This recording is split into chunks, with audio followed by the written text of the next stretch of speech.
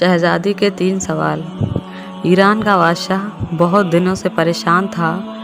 यूं तो हर तरफ खुशहाली का दौर था, मगर बादशाह की परेशानी की वजह उसकी इकलौती बेटी थी।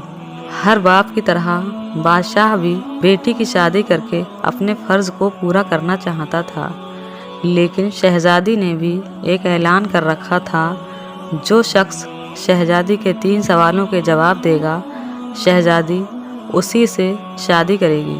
आसपास के रियासतों के कई शहजादे आए, मगर सबके सब नाकाम लौटे। उस मुल्क में एक नौजवान रहता था जिसका नाम आज़म था।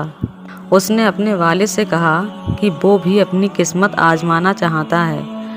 आज़म के वालिद एक आलिम थे। वो बरसों से लोगों में इल्म की रोशनी बांट रहे थे। मुल्क फारस का वज़ीर आज़म, बड़े बड़े दरबारी और शहर के काजी भी उनके शागिर्द थे। बाप ने बेटे की ख्वाहिश देखी तो बोले, बेटा, अगर तुम नाकाम लौटे तो तुम्हारा कुछ नहीं जाएगा, मगर लोग कहेंगे कि एक आलिम का बेटा नाकाम हो गया। आज़म अपने वालिद से कहने लगा, बाबा, बड़े बड़े शहजादे लौट गए, अगर मैं नाकाम भी हो गया तो क्या हुआ? यह तो एक मुकाबला है, चाहे जो भी जीते शायद वो खुशनसीब मैं हो जाऊं। आखिर बाप को बेटे की जिद माननी पड़ गई। आज़म खुशी खुशी महल की तरफ चल पड़ा। शहर भर में ये खबर जंगल की आग की तरह फैल गई।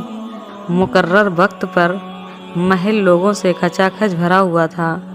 बादशाह तख्त पर बैठा था। मलिका आलिया भी महल में मौजूद थी। वज़ीर, हमीर, दरबारी और अवाम सब दरबार में मौजूद थे। आखिर शहजादी ने अपना पहला सवाल कर डाला। उसने शहादत की उंगली फिज़ा में बुलंद की।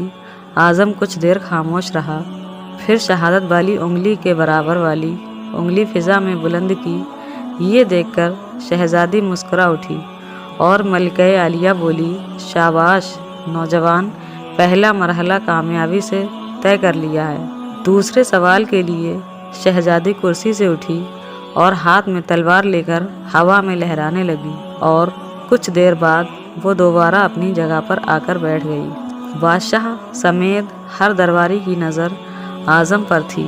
आज़म खड़ा हुआ, अपनी जेब से कलम निकालकर फिज़ा में बुलंद कर दिया, शाबाश ए नौजवान, ये जवाब भी दुरुस्त है।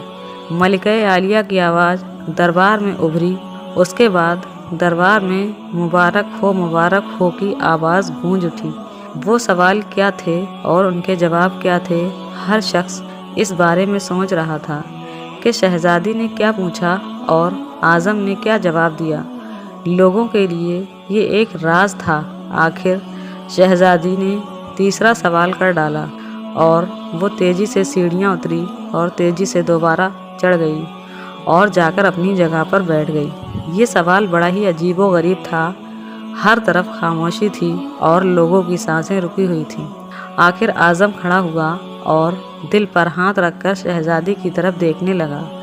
मरहबा मरहबा नौजवान, मुबारक हो। मलिका आलिया की आवाज़ के साथ ही शहजादी महल के अंदरूनी हिस्से में चली गई और महल मुबारकबाद की आवाज़ों से गूंज उठा। लोग खुशी से झूम रहे थे। आज़म दिल ही दिल में अल्लाह का शुक्र अदा कर रहा था जिसने उसे ये एजाज़ बख्शा। बादशाह ने आज़म से पूछा, ए नौजवान, मलिका आलिया को तुमने मुतमईन कर दिया। अब ये बताओ कि तुमसे क्या पूछा गया था और तुमने क्या जवाब दिया। अगर तुमने एक भी गलत जवाब दिया तो तुम्हारी गर्दन काट दी जाएगी। आज़म ने पूरे एतमाद से जवाब दिया, बादशाह सलामत। शहजादी ने उंगली खड़ी करके पूछा था कि क्या तुम अल्लाह को एक मानते हो? मैंने दूसरी उंगली खड़ी करके जवाब दिया, अल्लाह और उसके रसूल सल्लल्लाहु अलैहि वसल्लम पर ईमान अटल है। बहुत खूब, बादशाह ने मुस्कुराकर कहा। आज़म ने कहा, उसके बाद शहजादी ने तलवार उठाकर कहा था कि तलवार से भी कुछ बड़ा हथियार है। मैंने जवाब दिया कि हाँ, कलम का बार तलवार के बार से ज़्यादा बड़ा होता है। माशा अल्लाह नौजवान, तुमने हमारा दिल जीत लिया। ये साबित कर दिया कि जाहो जलाल के इल्म के आगे कोई हैसियत नहीं। लेकिन ये बताओ तीसरा सवाल क्या था? बादशाह ने हौसला अफजाई करते हुए पूछा। आज़म ने आसमान की तरफ देखा और कहा, बादशाह सलामत शहजादी। दरबार की सीढ़ियाँ उतरी और दोबारा चढ़कर कुर्सी पर थक कर बैठ गई। उन्होंने पूछा था कि मैं थक गई हूँ, लेकिन मेरे जिस्म की एक चीज़ नहीं थकी। मैंने जवाब दिया, क्योंकि दिल इंसानी जिस्म में एक वाहिद चीज़ है जो पैदाइश से लेकर मौत तक बगैर थके हुए धड़कता रहता। बादशाह ने आज़म को पास बुलाकर गले से लगा लिया और बोला, ऐ लोगों, गवाह रहना, मैंने हकदार का हक अदा कर दिया है।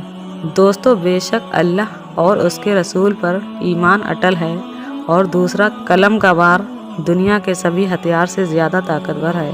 और तीसरा दिल, क्योंकि दिल इंसानी जिस्म में एक ऐसी चीज़ है जो पैदाइश से लेकर मौत तक बगैर थके धड़कता रहता है।